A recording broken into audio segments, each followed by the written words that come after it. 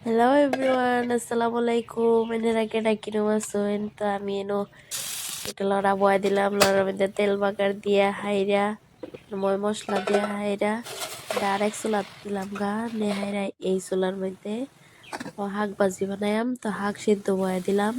তো ইন্দা আমার মজা নিয়ে হয়ে পড়ছে।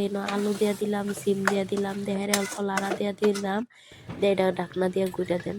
এনে দিয়া দিলাম শুকনা মাছ, আগে আমি ধুয়ে রাখিয়া দিছিলাম। তো এনে সিমের বিচি দিয়ে দিলাম আর লাউ শাকের ডাটা দিয়া দিলাম।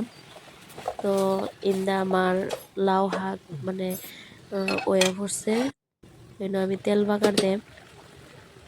তো ইন্দা সবজির মধ্যে অল্প জল দিয়ে দিলাম, তে ডাইকা দিলাম। ইন্দা আমি তেল দিয়ে দিলাম, দেয়া মরিচ অল্প ভাজ্যা লইলাম, মরিচটি ভাজ্যা ধুয়ে হাইরা এনে রসুন কুচি দিয়ে দিলাম। রসুন দিয়ে যে সময় অল্প লাল হয়ে আইব ওই সময় পেঁয়াজ কুচি আর মরিচ দিয়ে দিলাম, দিয়ে অল্প লাড়াচাড়া করে এনে শাক দিয়া দেন, দেয়া অল্প লাড়াচাড়া করে দেন।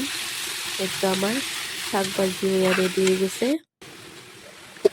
আমার সবজির মধ্যেও শাক দিয়া দিলাম, দেয় তো আমার রান্না কমপ্লিট।